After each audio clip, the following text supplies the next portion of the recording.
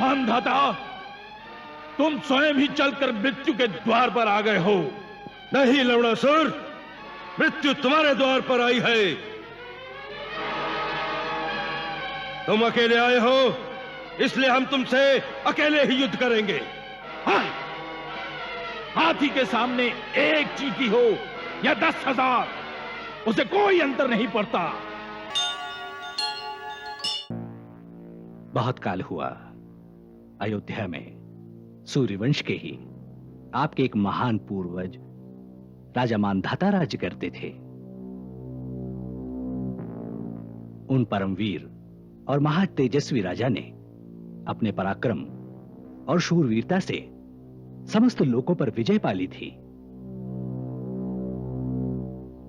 अंत में अपनी अपार कीर्ति और यश बढ़ाने के लोभ में राजा मानधाता ने देवताओं के राजा इंद्र पर आक्रमण करने का निश्चय किया, जिससे वो स्वर्ग तक अपने राज्य का विस्तार कर ले।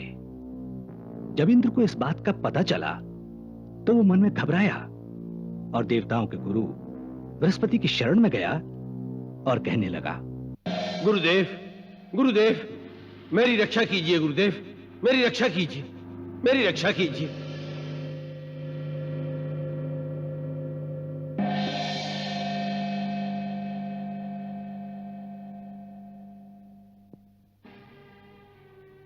एक मानव स्वर्ग पर अधिकार करके इंद्र का पद ग्रहण करना चाहता है। उससे युद्ध करने के लिए मैंने देवताओं की सेना तैयार करवा ली। आप हमें विजय का आशीर्वाद दीजिए। देवराज इंद्र, आप जिस मानव से युद्ध करने की तैयारी कर रहे हैं वो कोई साधारण मानव नहीं है, एक महाप्रतापी शूरवीर है। हमारे विचार में उसे अस्त्र शस्त्रों से पराजित करना दुष्कर हो सकता है। आप नहीं जानते कि इन रघुकुल वंशियों में सूर्य का अंश है। फिर इन्होंने सदा ऋषि मुनियों की सेवा करके उनके विज्ञान का भी पूरा लाभ उठाया है। इनके पास अस्त्र ज्ञान भी उत्तम कोटि का है, इसलिए उनसे लड़ना बुद्धिमानी नहीं। फिर युद्ध से नहीं, उसे बुद्धि से हराया जाए तो अच्छा हो।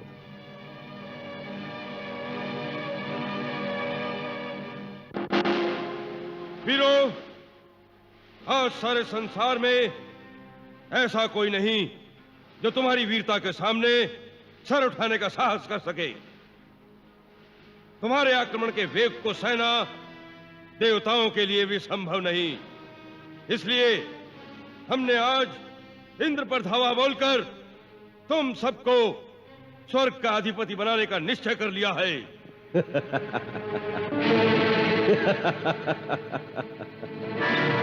मानधाता, मानव को इतना अभिमान शोभा नहीं देता। इंद्र, यह अभिमान की बात नहीं, यह एक वीर के अधिकार की बात है।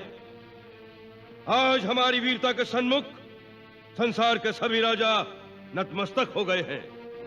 हमसे युद्ध करने वाला कोई नहीं रहा। इसलिए अपनी वीरता का प्रदर्शन करने के लिए हमें अधिकार है कि अब धरती से आगे निकलकर हम स्वर्ग पर अपनी विजय पताका फहराएं। इसलिए हम तुमसे युद्ध की मांग करते हैं। मानधाता, ये तुम्हारा भ्रम है कि तुमने इस धरती के समस्त राजाओं पर विजय पाली है। यह भ्रम नहीं। बताओ, कौन है इस धरती पर जो हमारे अधीन नहीं है? लंकाधिपति महाराज रावण। रावण से हम युद्ध कर चुके हैं। 7 दिन के भयंकर युद्ध के पश्चात भी हम उसे इसलिए नहीं मार सके क्योंकि उसे ब्रह्मा का वरदान था और स्वयं ब्रह्मा जी ने आकर हमें युद्ध बंद करने का आदेश दिया था। सो रावण को तुम अपराजित मत समझो। और कोई है इस धरती पर? हाँ है। कौन? लवणासुर। लवणासुर कौन? रावण की बहन कुंभीनसी और मधु दैत्य का पुत्र राक्षस राज लवणासुर, जो मधुरा में राज्य करता है। लवणासुर? सेनापति, क्या लवणासुर अभी बाकी है? जी अन्नदाता, लवणासुर अभी तक बाकी है। तो ठीक है, हम आज इंद्र की जगह लवणासुर पर चढ़ाई करते हैं। परंतु देवराज इंद्र, याद रखना, लवणासुर को समाप्त करने के पश्चात मैं तुम्हें नहीं छोड़ूंगा। अपनी तैयारी करके रखना। तुम्हारा ये अभिमान ही तुम्हें ले डूबेगा मानव। सेनानायक, इसी समय लवणासुर पर चढ़ाई करने के लिए कूच का डंका बजा दिया जाए।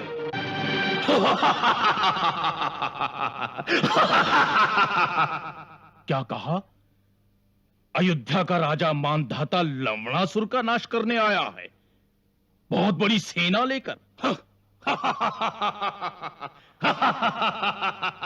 जी महाराज, सूचना मिलते ही नगर के द्वार बंद कर दिए गए हैं और सेनापति ने सेना को सुसज्जित होने का आदेश देकर मुझे यह सूचना देने के लिए आपकी सेवा में भेजा है।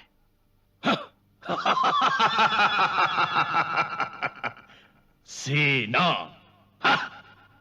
सेना की क्या आवश्यकता है? जब तक भगवान शिव का त्रिशूल हमारे पास है, हम अकेले ही जाएंगे। नाथ, फिर भी सेना साथ हो तो अच्छा होगा। रानी, ये शंका की निशानी है। जो भी काम करो, शंकाहीन होकर पूर्ण विश्वास से करो, तभी जय होती है। जय भोलेनाथ।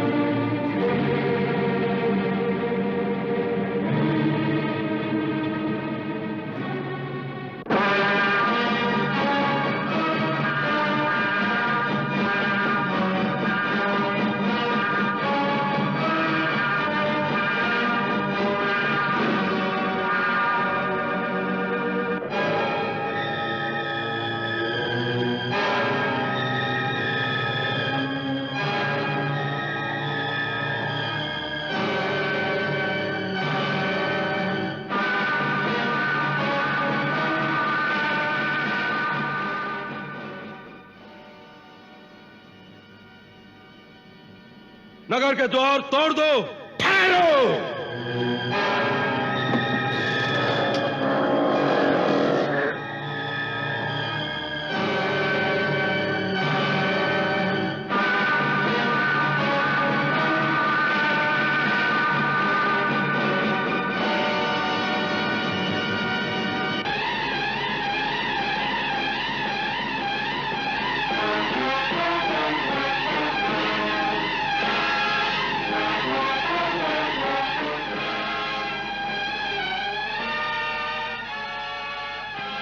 मानधाता, तुम स्वयं ही चलकर मृत्यु के द्वार पर आ गए हो। नहीं लवणासुर, मृत्यु तुम्हारे द्वार पर आई है। तुम अकेले आए हो, इसलिए हम तुमसे अकेले ही युद्ध करेंगे। हाँ, हाथी के सामने एक चींटी हो या 10,000, उसे कोई अंतर नहीं पड़ता।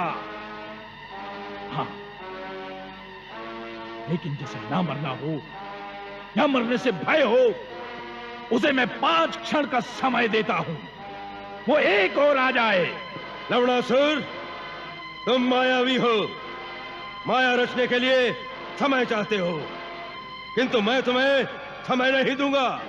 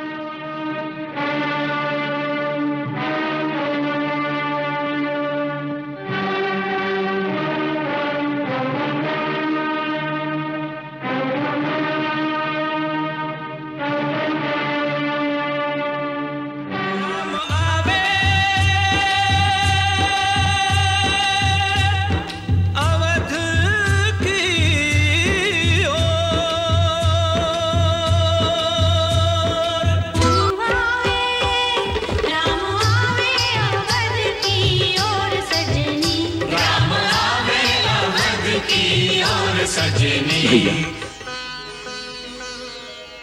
14 वर्ष से शासन का यह बोझ संभाले खड़ा हूं। अब संभाल लीजिए अपनी अयोध्या और आपका यह कौशल राज्य।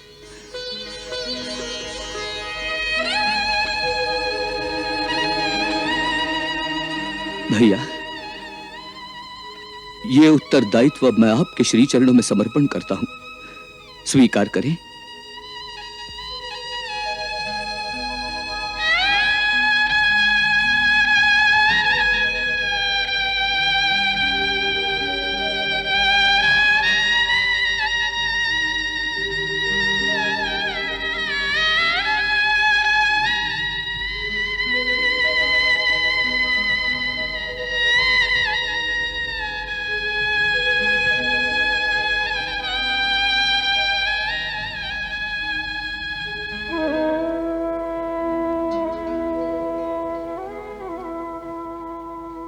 भरत,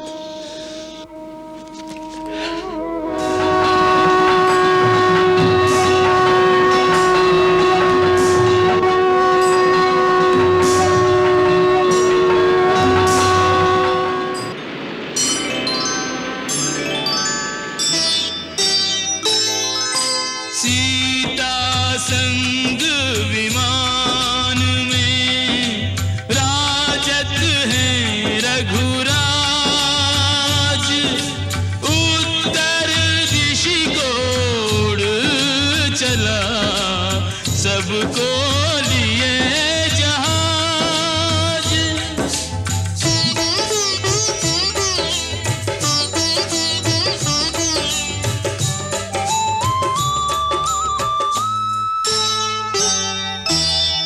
राम सिया की अनुपम जोड़ी हर उपमा से परे, नयन तुला पर तोल युगल छवि क्या कोई तुलना करे। राम सिया की अनुपम जोड़ी हर उपमा से परे।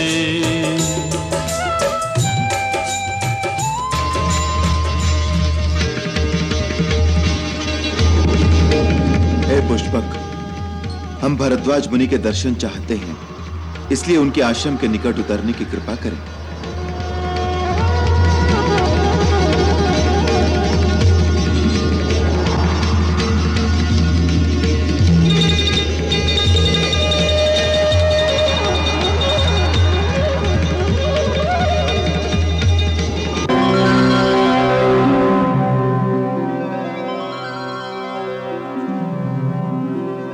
हनुमंत, हम महर्षि भरद्वाज के आश्रम में जाएंगे, परंतु तुम इसी समय सीधे नंदीग्राम जाकर भरत को हमारे आगमन का समाचार दे देना। जो आज्ञा प्रभु। तुम वहां ब्राह्मण के वेश में जाना। कभी कभी अचानक खुशी की सूचना मिलने से भी हानि हो सकती है, इसलिए समय की गति और भरत की मनोदशा देखकर फिर अपने वास्तविक रूप में आकर उसे हमारा संदेश देना। हम महर्षि भरद्वाज के दर्शन कर अपने मित्र निषादराज गुह के पास चले जाएंगे। वहां सीता को गंगा की पूजा करनी है, इसलिए वहीं आकर भरत का समाचार हमें देना। जो आज्ञा प्रभु। जय श्री राम।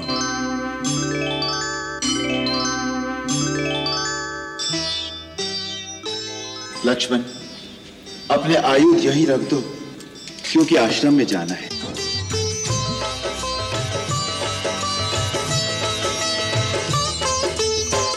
आश्रम भारद्वाज के आए लिया आशीष, मुनि कृतार्थ पुलकित हृदय समुख पाए जगदीश।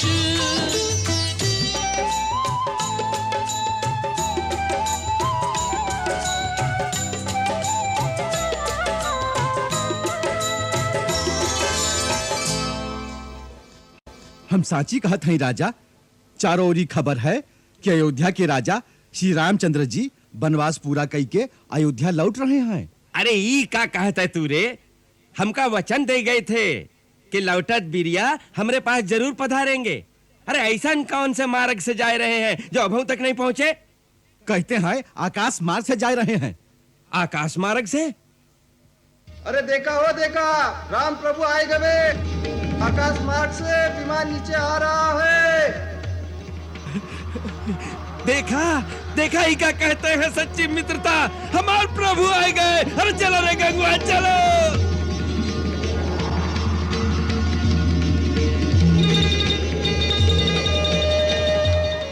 प्रभु मेरे सरकार, प्रभु मेरे सरकार, मेरे प्रभु, मेरे मित्र।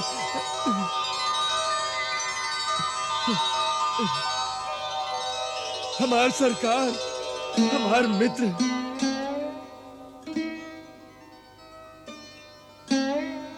मित्र, सब कुशल से तो है? आप कुशलता की बात कहा था सरकार। हमने सुना आप हमें मिले बिना सीधा ही अयोध्या चले जा रहे हो। हमसे ऐसी कौन सी भूल हुई गई जो आप हमें छोड़ के जा रहे थे?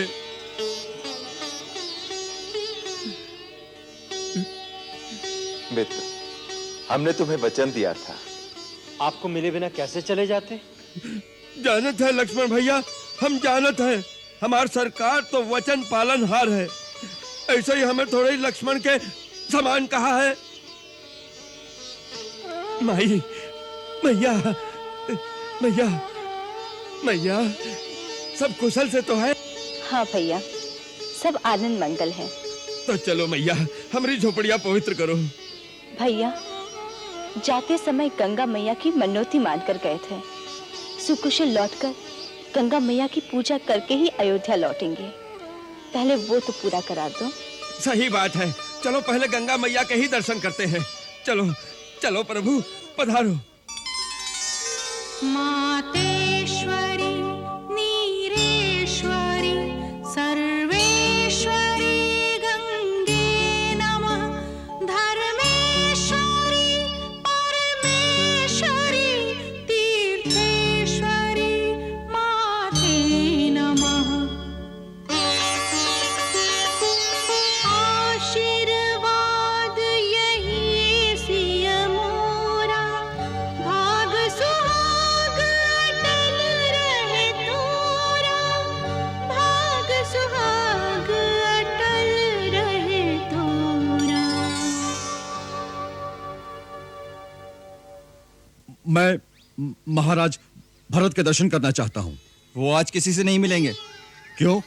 भाई इतने प्रश्न क्यों पूछते हो? मुझे उनसे आवश्यक काम है। सुनो भाई, वास्तव में इस समय महाराज बहुत अधीर हैं। क्यों? आज श्री राम के वनवास का अंतिम दिन है और अभी तक उनके आगमन की कोई सूचना नहीं मिली। अच्छा, इसलिए अपने वचन के अनुसार महाराज भरत जलती चिता में कूदकर अपने प्राण त्याग देंगे। प्राण त्याग देंगे? इसी कारण गुरुदेव ने समझाने आए हैं। तुम्हारा ये करना उचित नहीं। गुरुदेव, मैंने भैया के चरणों की शपथ लेकर यह प्रण किया था। यदि उनके आने में एक दिन का भी विलंब हो गया तो मैं जलती चिता में कूदकर अपने प्राण त्याग दूंगा। और अभी तक चारों ओर फैले हुए दूत, गुप्तचर, इनमें से कोई भी यह शुभ समाचार लेकर नहीं आया है कि भैया के चरण अयोध्या के निकट आ पहुंचे हैं। यदि आज सूर्यास्त तक उनके आने की कोई सूचना ना मिली तो मेरा प्राण त्यागना निश्चित है। इसलिए मैंने आपको बुलाया है। मेरे पश्चात और भैया के आने तक मैं अयोध्या का राज आपको सौंपता हूं। शत्रुघ्न भी छोटा है, इसलिए यह भार आपको ही उठाना पड़ेगा। महात्मा भरत, श्रेष्ठ कुल के वीरों को समय आने से पहले ही हताश होकर निराशा का आलिंगन नहीं कर लेना चाहिए। इतिहास बदलने के लिए एक क्षण भी यथेष्ट होता है। इसलिए जिन वीरों के कर्म से इतिहास बनते हैं, उन्हें अंतिम क्षण तक कर्म और आशा का त्याग नहीं करना चाहिए। यही ज्ञानियों का मत है। इसलिए सूर्यास्त से एक क्षण पहले तक तुम्हें प्राण त्यागने की बात सोचने का भी अधिकार नहीं है। गुरुदेव, आप ज्ञान की बात करते हैं, परंतु भावना में ज्ञान कहां होता है? मुझे तो रह रहकर ऐसा लग रहा है जैसे मेरे प्रभु को मुझ में कोई खोट दिखाई दिया है, जिसके कारण उन्होंने मेरा परित्याग कर दिया है। श्री राम अपने प्राणों का त्याग कर सकते हैं, परंतु अपने भरत का त्याग नहीं कर सकते। वे भरत को अपने आप से भी अधिक निर्मल मानते हैं और सदा यही कहते हैं कि मेरा भरत धर्म का सूर्य है, जिसका दिव्य प्रकाश तीनों लोकों में और तीनों काल में जाज्वल्यमान है। हे महात्मा, ऐसे मधुर वचन बोलने वाले आप कौन हैं? मैं तो प्रभु का एक सेवक हूं। श्री राम प्रभु का एक संदेश लेकर आया हूं। प्रभु भरद्वाज मुनि के आश्रम तक पहुंच गए हैं और वनवास की अवधि पूरी होते ही अयोध्या पहुंच जाएंगे।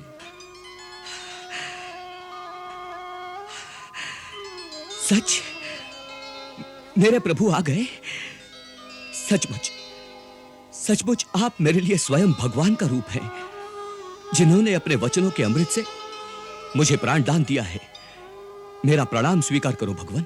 ये क्या कर रहे हैं महाराज भरत? मैं तो आपका भी सेवक हूं। आपने मुझे पहचाना नहीं? मैं हनुमान हूं।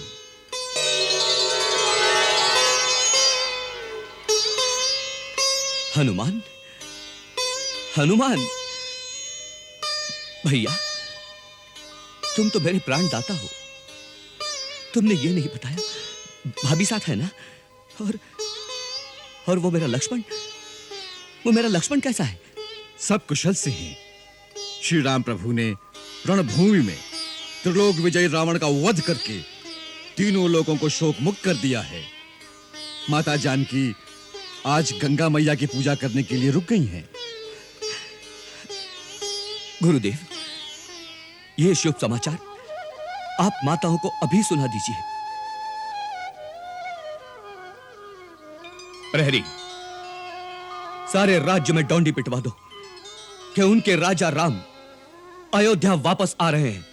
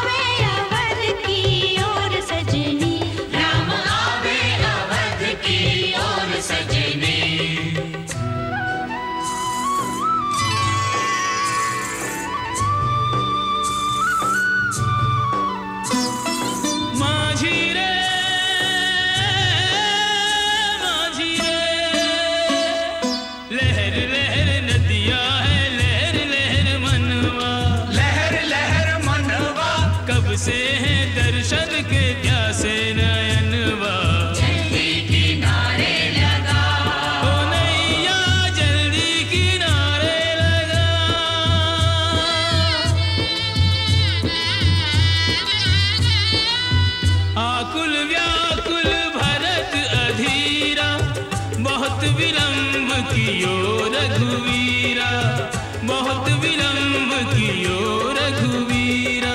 अब ना प्रतीक्षा का एक पल कटे, दृष्टि किसी की न पथ से हटे। ओ पथ चंदा का देखे चकोर सजनी, ओ चकोर सजनी राम आवे, राम आवे अवध की ओर सजनी, राम आवे अवध की ओर सजनी।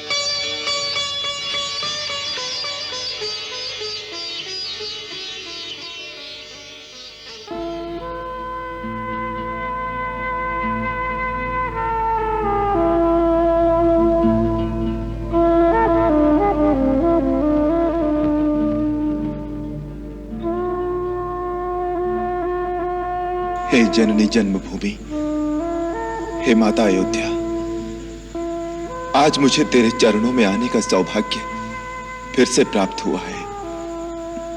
तेरा पुत्र राम तेरी पवित्र माटी को शत शत प्रणाम करता है। जननी जन्मभूमिश्च स्वर्गादपि गरीयसी।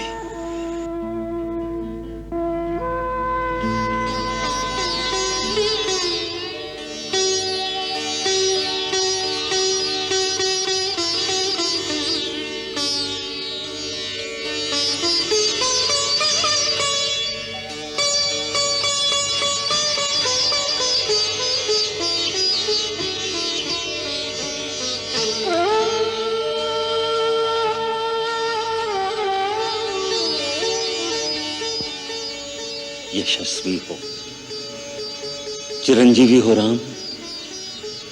रावण पर विजय पाकर तुमने अपने पूर्वजों की कीर्ति को और भी उज्जवल कर दिया है। आप तो जानते ही हैं कि ये सब आपके आशीर्वाद का ही प्रताप था गुरुदेव। राम, आदिकाल में जब ब्रह्मा जी के कहने पर मैंने सूर्यकुल का पुरोहित बनना अस्वीकार कर दिया था, तो उन्होंने कहा था कि इस अवसर को मत छोड़ो, इसी कुल में भगवान का अवतार होगा। सो एक युग से मैं तुम्हारी प्रतीक्षा कर रहा था। तुम धन्य हो राम। तुम्हारे इस महान पराक्रम के कारण आज मुझे तुम्हारा गुरु होने पर गौरव का आभास हो रहा है। वत्स, तुम्हारी कीर्ति पताका युगों युगों तक इतिहास के आकाश में फहराती रहेगी। मैं बहुत प्रसन्न हूं। आप प्रसन्न हैं, आपका आशीर्वाद पा लिया। अब और मेरे लिए पाने को कुछ शेष नहीं रह गया गुरुदेव।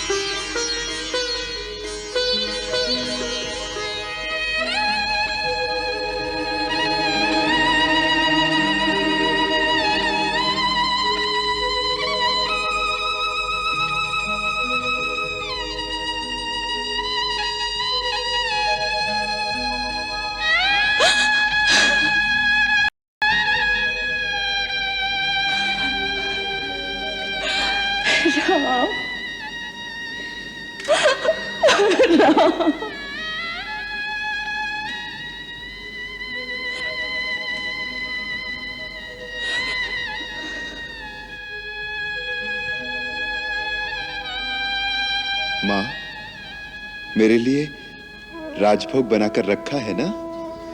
मैं जानती थी तुम मुझसे राजभोग अवश्य मांगेंगे। माँ, मुझे सबसे अधिक दोगी ना? तेरे लिए अलग से रखा है मेरे लाल।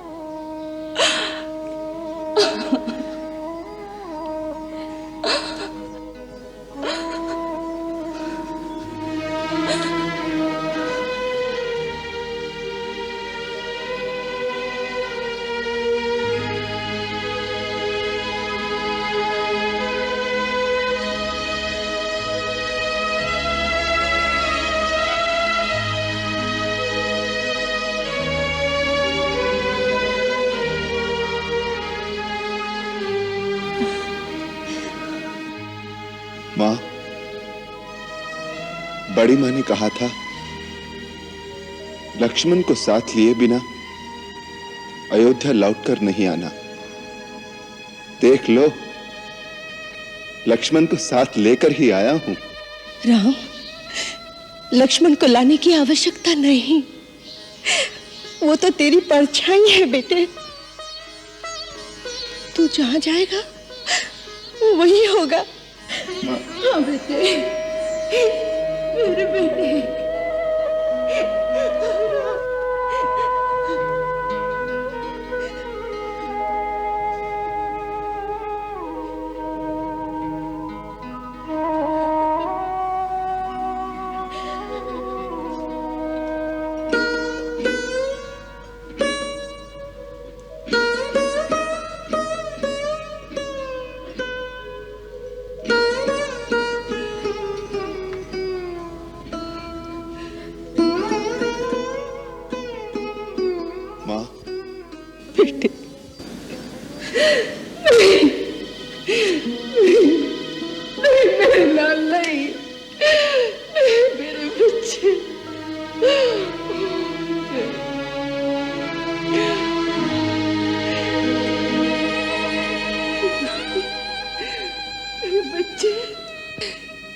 जब जब तुम पर विपत्ति आई है, मैं अपनी आत्मा की आंखों से तुम्हें देखती रही,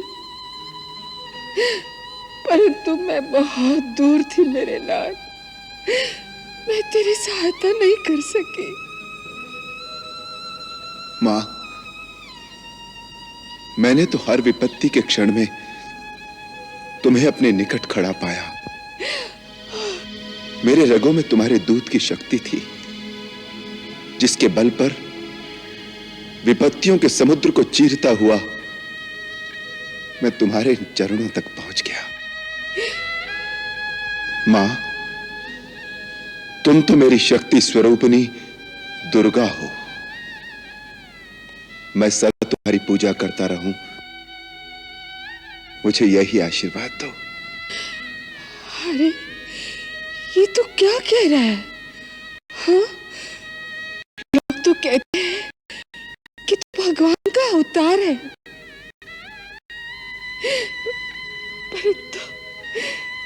परंतु मैं तो इतना ही जानती हूँ कि तू मेरे हृदय का टुकड़ा है। बस मैं तुम्हें उसी रूप में निहारती हूँ। मुझे और कुछ नहीं चाहिए, मुझे और कुछ नहीं चाहिए, बस मुझे और कुछ नहीं चाहिए। जो तेरे पिता ने कहा ना, वही मैं तुझे कहती हूँ। हाँ। मां, तुम्हें कैसे पता चला? जब वो देवताओं के साथ तुम्हारे विजय पर तुम्हें आशीर्वाद देने आए थे, उसी रात मेरे सपने में आकर उन्होंने मुझे वहां का सारा वृत्तांत बता दिया। जा, उस पगले को संभाल। उसने तो तुझसे अधिक कठोर वनवास काटा है।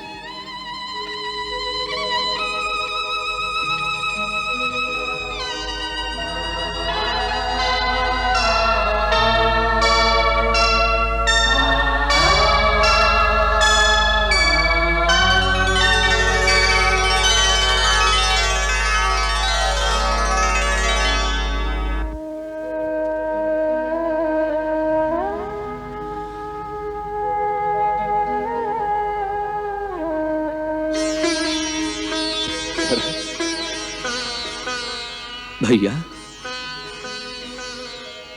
14 वर्ष से शासन का ये बोझ संभाले खड़ा हूं। अब संभाल लीजिए अपनी अयोध्या और आपका ये कौशल राज्य।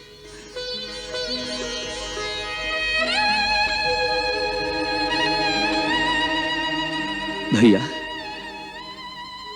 ये उत्तरदायित्व अब मैं आपके श्री चरणों में समर्पण करता हूं, स्वीकार करें।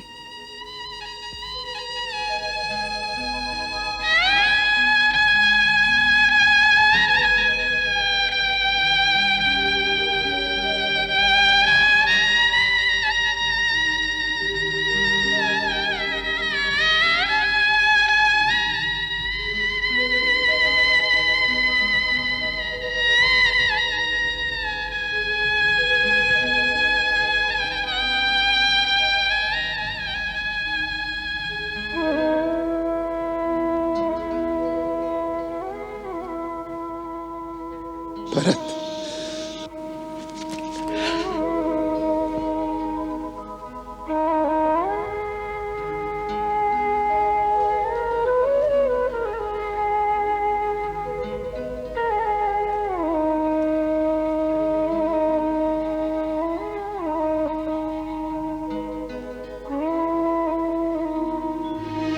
भैया,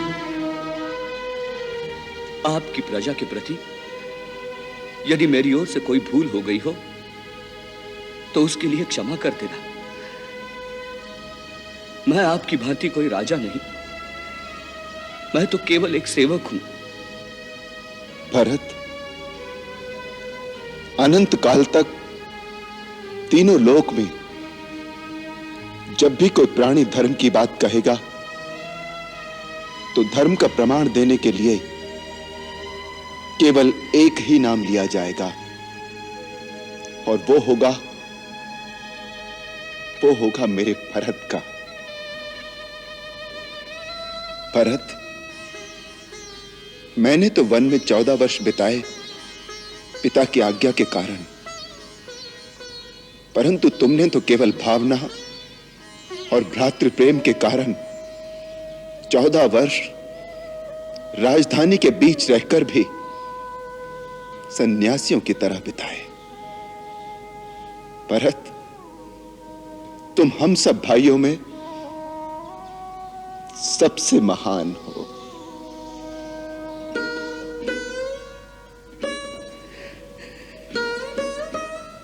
भैया, मां सच कहती है, तुम शायद कोई भगवान हो। अपने तुच्छ भक्तों को इस प्रकार बढ़ावा देना तो भगवान का ही काम होता है।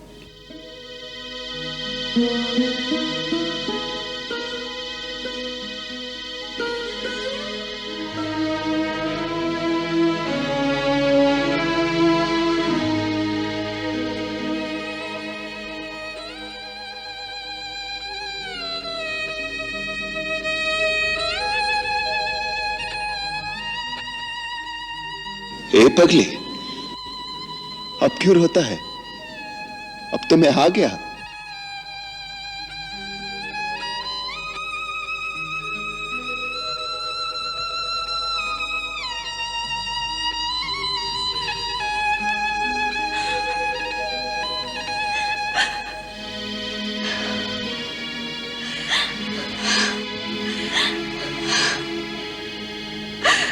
जीती रहो मेरे बच्चे,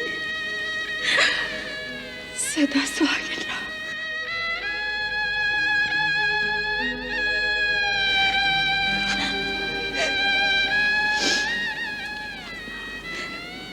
बेटी, राजमहल तो क्या सारी अयोध्या सुनने लगती थी। मेरी सीता जीती रहे, सदा सुखी रहे।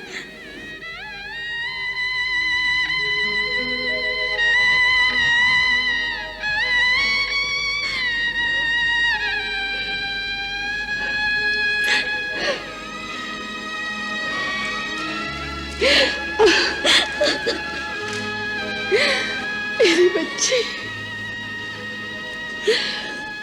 बहुत दुख पाए है तूने। सोचती हूँ तो कल जब मुंह को आता है, कैसे निकले होंगे वो दिन। वो दुख के दिन आपके भरोसे बीत गए माँ। जब कभी मन घबराता था तो आपको याद कर लेती थी, तब ऐसा लगता था जैसे अब स्वयं मुझे धीरज दे रही है। जब कभी त्रिजटा हाथ फेरती थी तब उसमें मुझे प्रत्यक्ष आपकी छवि दिखाई देती थी, जैसे आप ही हो। हाँ पुत्री, माँ की आत्मा सदैव हर जगह पुत्री के साथ रहती है। सीता, तू नारी जाति का गौरव है। आने वाले युगों में नारियां तेरे नाम लेने से पवित्र हो जाएगी, पवित्र हो जाएगी मेरी बच्ची।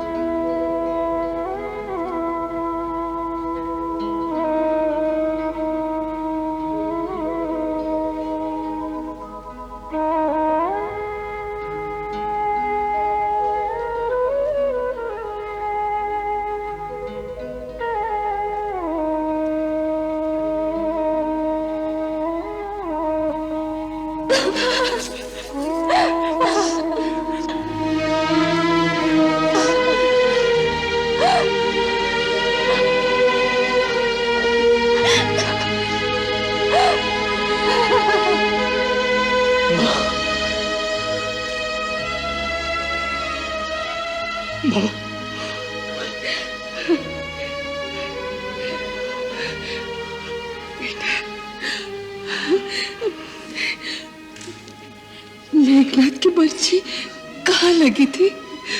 हाँ? यहाँ माँ। जब बर्छी लगी तब बड़ी माँ याद आई होगी। हाँ?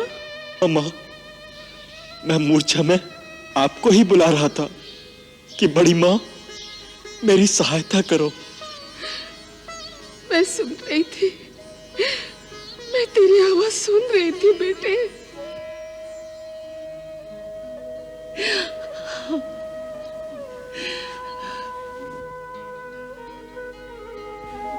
माँ,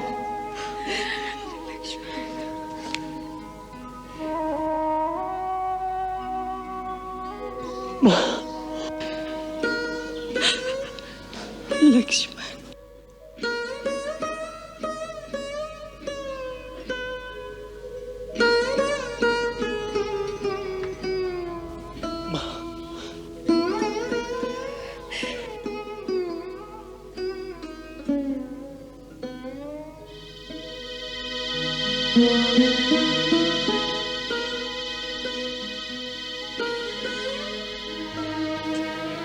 लक्ष्मण, तूने मेरे तुझ की लाज रख ली बेटे।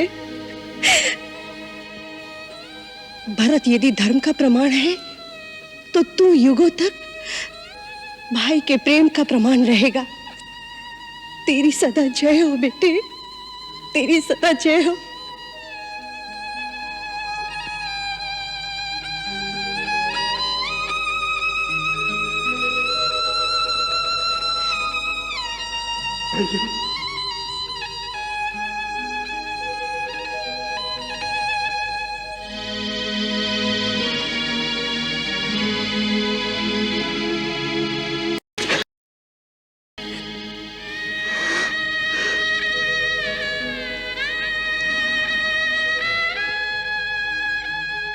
लक्ष्मण, हम सब में भाग्यवान तो तू है। अरे, साधु वेश तो मैंने भी धारण किया था, परंतु भैया के चरणों में निरंतर बैठने का सौभाग्य तो केवल तेरा ही रहा।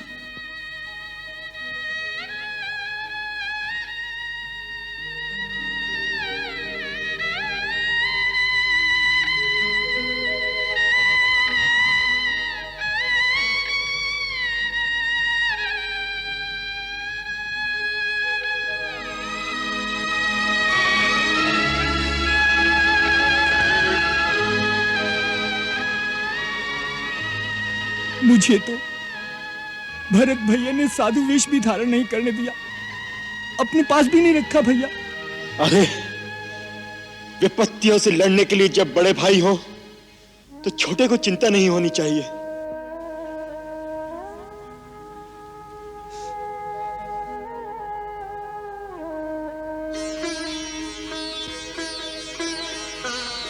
गुरुदेव, ये वनवासी वेश में ही अयोध्या में प्रवेश करेंगे क्या?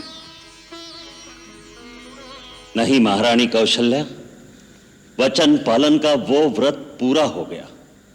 आज अभी सरयू किनारे जाकर राम, लक्ष्मण, भरत इन तीनों भाइयों की जटाएं खुलवाकर उन्हें राजसी वेश पहनाकर एक राजा के भांति अपने राजमहल में ले जाएंगे।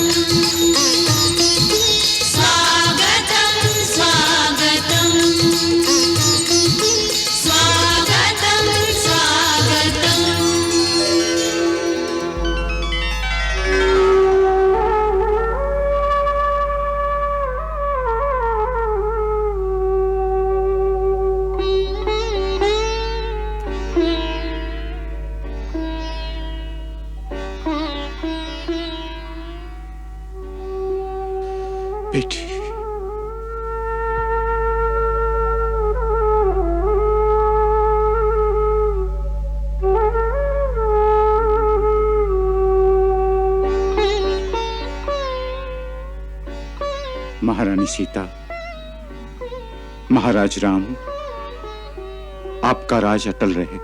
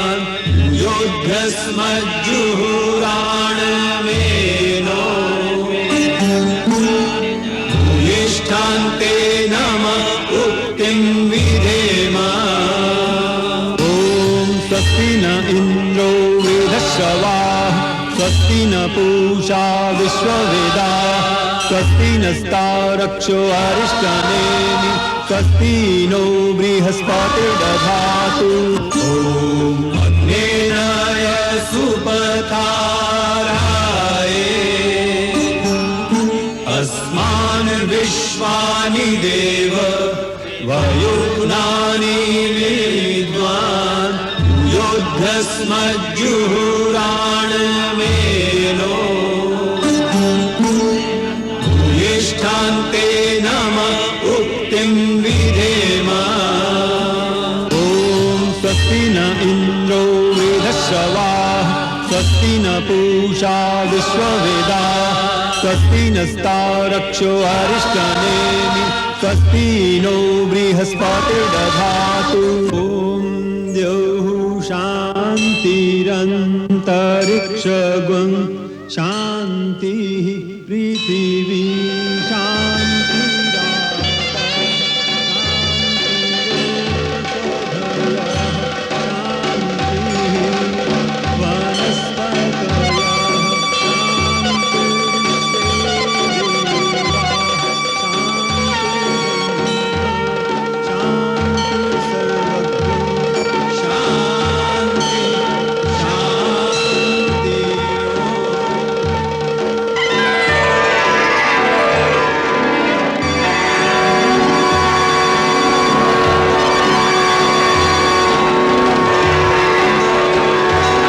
राजा रामचंद्र की राजा रामचंद्र की राजा रामचंद्र की राजा रामचंद्र की राजा रामचंद्र की राजा रामचंद्र की राजा रामचंद्र की राजा रामचंद्र की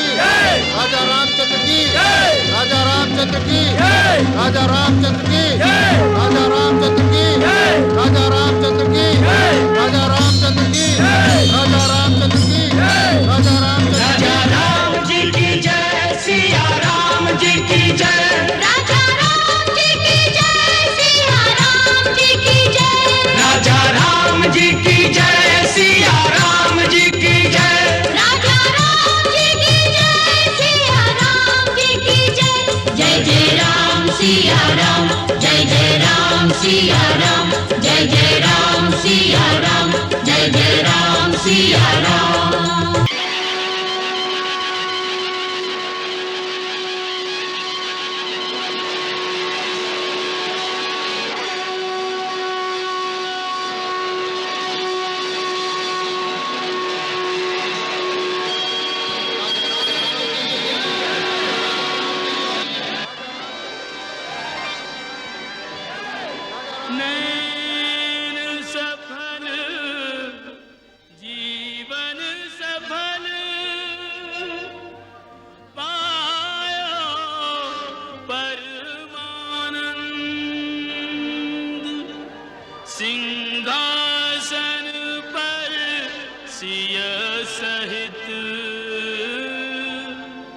राजत कौशल चंद, राजत कौशल चंद।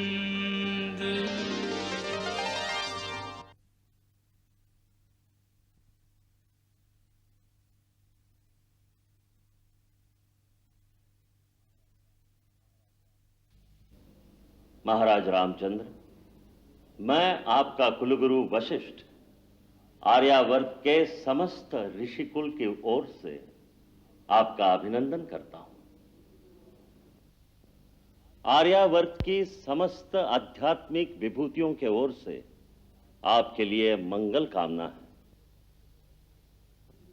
हे रघुकुलमणि, यह आपके जीवन का एक परम महत्वपूर्ण क्षण है, जब आप अपने पूर्वजों द्वारा सुशोभित और सम्मानित राज्य सिंहासन पर आरूढ़ हो रहे हैं।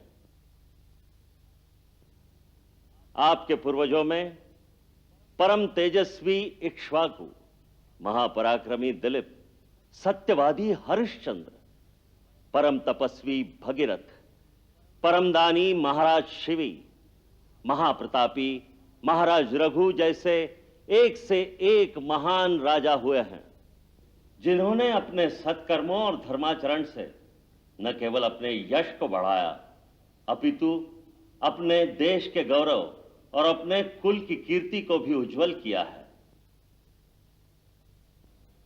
उनके सत्कर्मों के प्रताप का ही फल है कि इतने कल्पों से ये राज्य एक ही वंश में पिता से पुत्र को मिलता आ रहा है। इस प्रकार सूर्यकुल की श्रृंखला में आज तक कहीं विघ्न नहीं आया। ये किसी वंश के लिए बड़े गौरव की बात है, क्योंकि इससे दो बातें सिद्ध होती हैं। पहली ये कि प्रजा को इस राजवंश पर पूरा भरोसा है, विश्वास है। दूसरी ये कि प्रजा के इस विश्वास, स्नेह अथवा भक्ति को जीतने के लिए इस राजवंश के राजाओं ने धर्म का पथ कभी नहीं छोड़ा होगा। प्रजा रंजन के लिए उन्होंने किसी भी बलिदान से मुंह नहीं मोड़ा होगा। उन्होंने प्रजा पर अधिकारी के रूप में नहीं, सेवक के रूप में प्रजा के हृदय पर राज किया होगा। महाराज राम, आपको भी प्रजा को यही आश्वासन, यही भरोसा देना होगा कि इस वंश के पूर्वजों ने अपने अपने पराक्रम, धर्माचरण, तपस्या और आवश्यकता पड़ने पर बलिदान से जो जो परंपराएं स्थापित की हैं, उनका नया राजा भी अपने पूर्वजों की उन परंपराओं को पूर्णतः निभाएगा और अपने पूर्वजों के स्थापित किए हुए मापदंड पर पूरा उतरेगा। अपने राज्यकाल में आपको यह बात सर्वदा याद रखनी पड़ेगी कि आपके हर कार्य की तुलना आपके पूर्वजों की महानता से की जाएगी। आपको हर कदम यह सोचकर उठाना होगा कि उससे आपके उज्जवल कुल के नाम पर कोई आंच तो नहीं आएगी। यह याद रखना कि जिस दिन कोई व्यक्ति राजमुकुट पहनकर राज्य सिंहासन पर बैठता है, उस दिन से वो अपनी निजी सुख सुविधा का त्याग कर देता है। राजा बनना उतना ही कठिन कार्य है जितना सेवक धर्म निभाना, क्योंकि राजा वास्तव में प्रजा का सेवक ही होता है। प्रजा रंजन ही उसकी सबसे बड़ी तपस्या है। अब मैं कौशल देश की प्रजा, आपके मंत्रियों, आपकी सेना और राज्याधिकारियों की ओर से नए राजा के रूप में आपका स्वागत करता हूं और अपनी ओर से आशीर्वाद देता हूं कि आपका पराक्रम ऐसा हो कि आपका राज्य सदा अक्षय बना रहे, आपकी आने वाली पीढ़ियों को भी इसी प्रकार प्रजा का स्नेह और आदर मिलता रहे।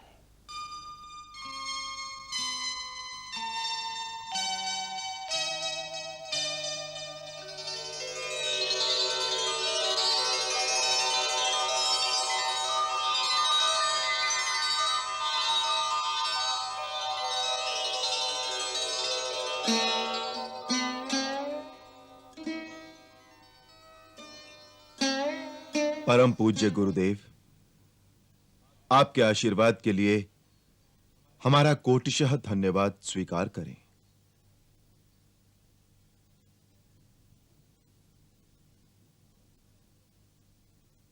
हमारे स्वर्गवासी पिता महाराज दशरथ ने हमें राजा के कर्तव्यों को समझाते हुए कहा था, जो राजमुकुट पहनता है वो अपने आप को अपने देश और अपनी प्रजा के हाथों सौंप देता है।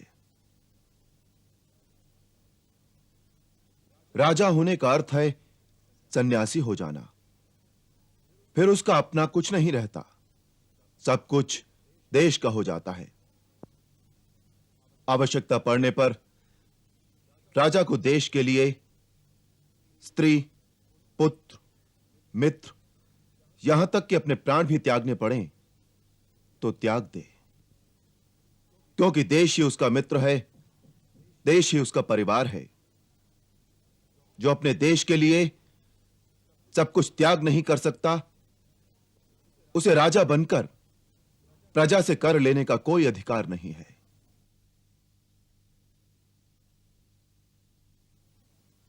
फिर उन्होंने कहा था कि राजा दंड अवश्य धारण करता है, परंतु उसकी मूल शक्ति दंड नहीं, न्याय है।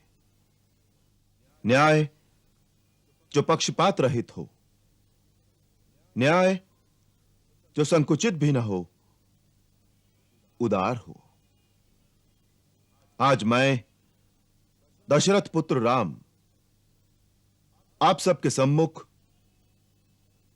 सूर्य, चंद्र, तारामंडल, समस्त दिग्पाल, लोकपाल, इक्ष्वाकु कुल के समस्त पूर्वजों और स्वर्गस्थ परम पूज्य अपने पिताश्री महाराज दशरथ की आत्मा को साक्षी करके और अयोध्या की जनता जनार्दन के सम्मुख नतमस्तक होकर वचनबद्ध होता हूं कि हम न केवल पिताश्री के उन समस्त आदेशों का पालन करेंगे, वरन पूज्य गुरुदेव के बताए हुए आदर्श के मार्गों पर भी चलने का पूर्ण प्रयास करेंगे। मेरी गुरुदेव से यही विनती है कि जिस प्रकार महाराज मनु के समय से लेकर रघुकुल की 40 पीढ़ियों के राजाओं का मार्गदर्शन करते आए हैं, उसी प्रकार हम पर भी गुरुदेव की कृपा दृष्टि ऐसे ही बनी रहेगी। इसी प्रकार महर्षि जाबाली, महर्षि वामदेव, महर्षि कश्यप और पूज्य मार्कंडेय आदि हमारे ऋषिगण आध्यात्मिक दिशा में हमारा निर्देशन करते रहेंगे, क्योंकि आध्यात्मिक शक्ति ही परम शक्ति है। वही मनुष्य को नैतिक और धर्म का बल देती है। जिस राजा में स्वयं धर्म और नैतिकता का बल नहीं होगा, उसकी प्रजा में नैतिक बल नहीं हो सकता। इसलिए हम जितना भरोसा अपनी सेना पर करेंगे, उतना ही अपने ज्ञानीजन और ऋषि समाज पर करेंगे, क्योंकि वही देश और समाज में धर्म को स्थापित रखेंगे।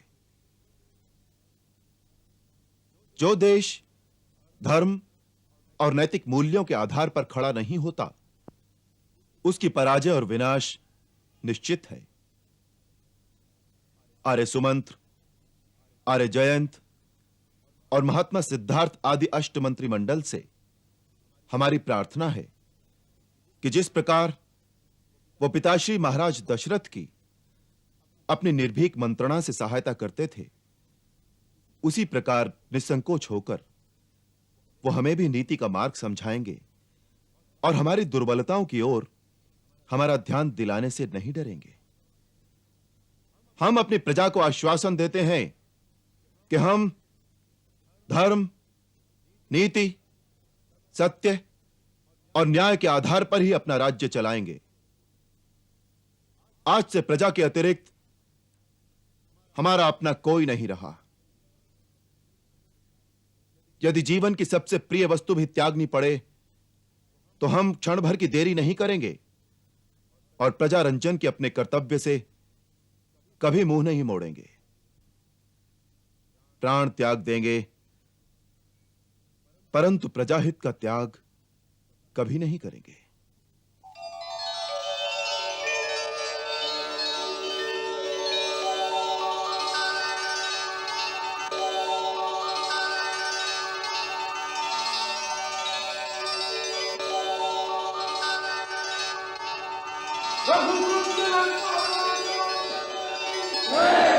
रघुकुल तिलक श्री रामचंद्र की जय। रघुकुल तिलक श्री रामचंद्र की जय। रघुकुल तिलक श्री रामचंद्र की जय।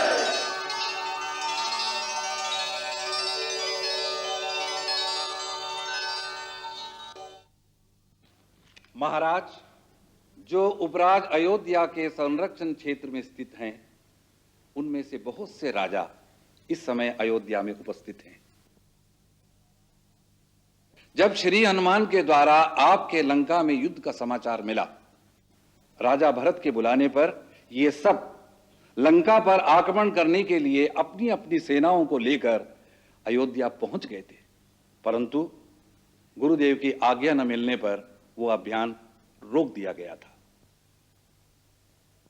अब ये सब इस शुभ अवसर पर आपको अपनी अपनी भेंट देकर आपका प्रभुत्व स्वीकार करना चाहते हैं।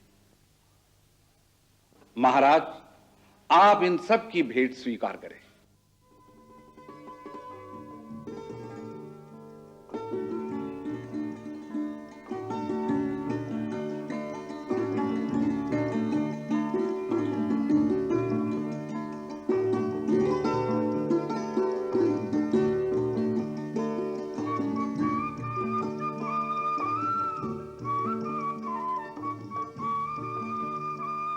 हम आप सबके बहुत आभारी हैं कि आपने राजा भरत की एक आवाज पर इकट्ठे होकर आर्यव्रत की एकता को पुष्टि दी।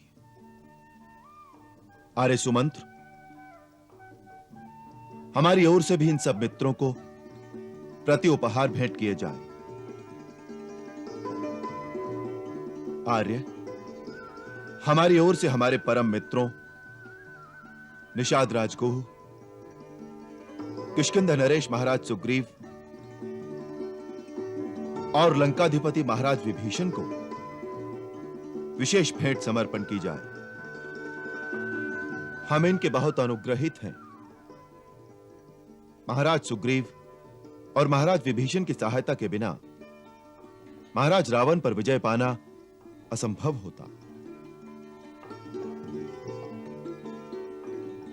अयोध्या, किष्किंधा और लंका में जो परस्पर मित्रता स्थापित हुई है, वह समस्त देशों की प्रजा के कल्याण के लिए शुभ हो, ऐसी हमारी आशा है।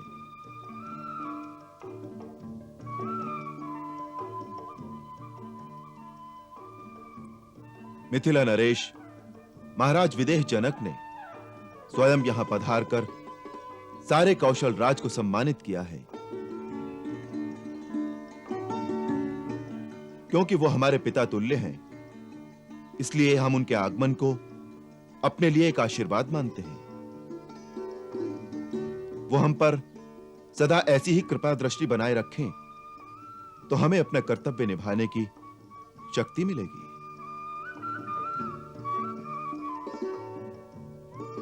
हमारी ओर से परम पूज्य ब्रह्मपुत्र ऋक्षराज जामवंत के श्री चरणों में भेंट समर्पित की जाए, जिनके आशीर्वाद और ज्ञान के बिना हमारा मार्ग कभी निष्कंटक न होता।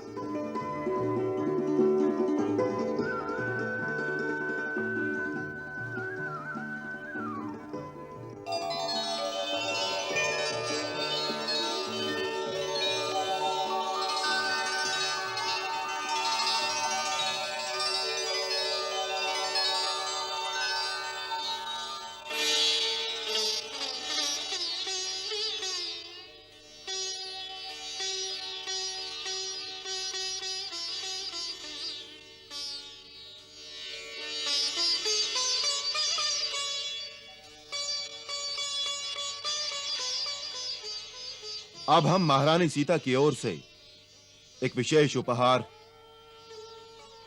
ज्ञानियों में अग्रगण्य महाबली परम सुजान पवन पुत्र हनुमान को भेंट करना चाहते हैं। यह महारानी सीता का निजी हार है।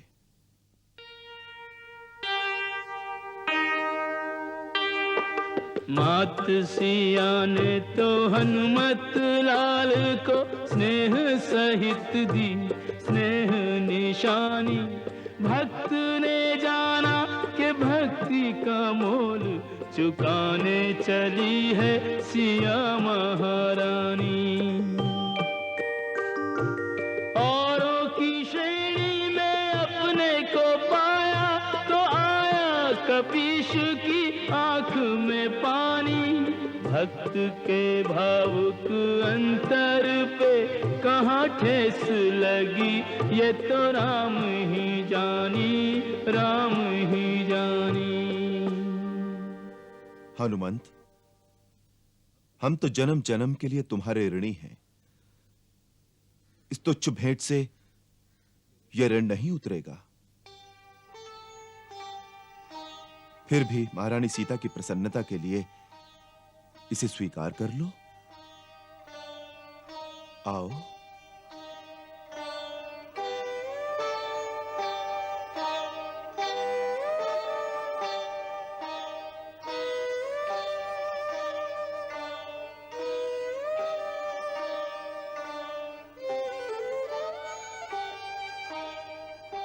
लो हनुमान।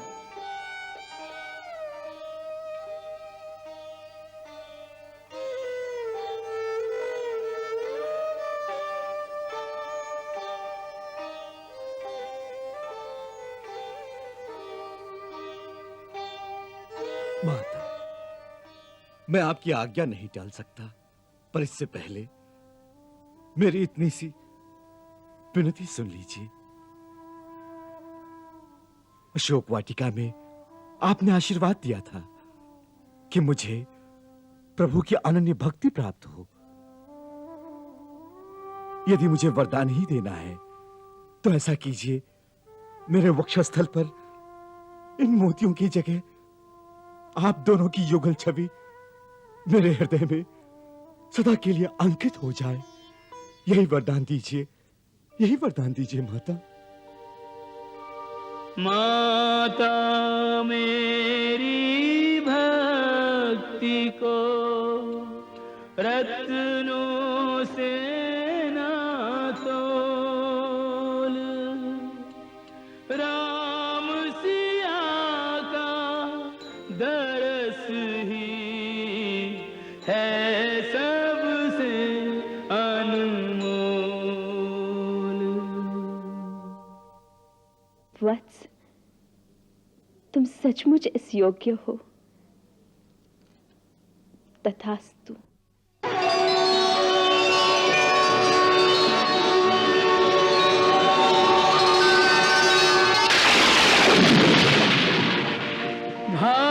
भाग्यवान हनुमान सा जग में दूजा नाई। राम सिया की युगल छवि जाके